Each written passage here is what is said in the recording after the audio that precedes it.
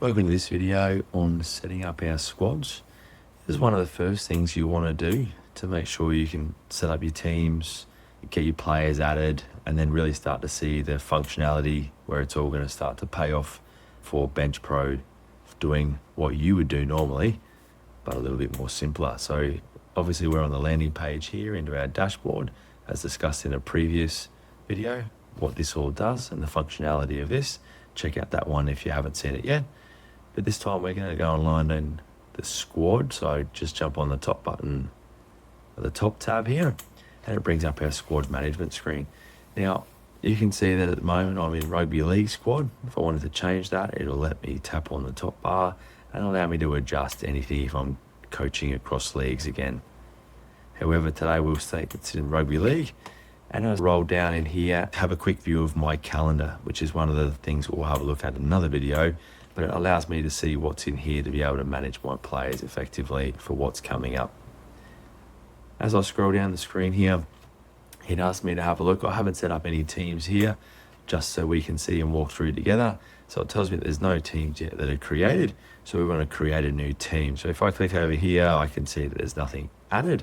So first I'm going to start adding a new team. This is where we're going to start getting some real bang for our buck and see where this all adds to.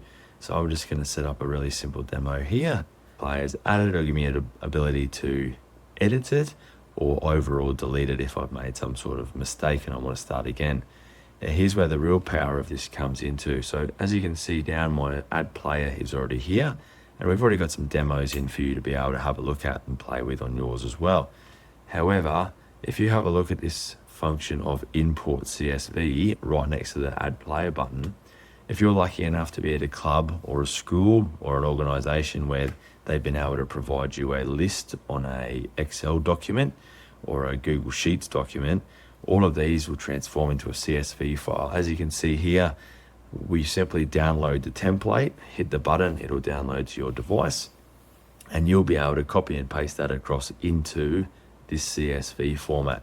Once you've been able to do that, you'll then be able to re-upload this file, which once you can do that, it'll then pre-fill all of your players for you. So that's all taken care of as it goes, including what their max time on the field is and how long you predict as the coach it would take them to rest to be fully fit to go again for certain features on our app. If you didn't have that feature, you can simply go in and change our already preloaded by simply clicking the edit button. You could change names, change jersey numbers, etc. And you could work your way through what positions they play, choosing what time and how long max time they may spend on the field, depending and based on their position and fitness that only you would know, how many minutes they would take to recover by scrolling through and allowing the app to understand that player and individual. And then from that point forward, you'd be able to update that player for whatever the reason and whatever may be. You could do this for as many as you needed to. However, you could also begin by adding a new player. So you hit the add player button and you do exactly what I just did essentially.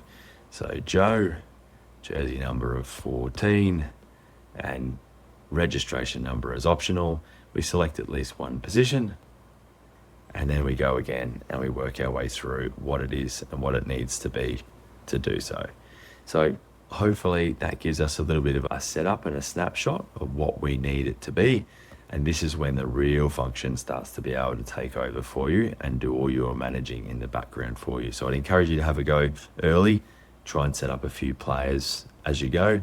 And once your squad's in, as I said, this is when BenchPro really starts to become useful for you as a coach.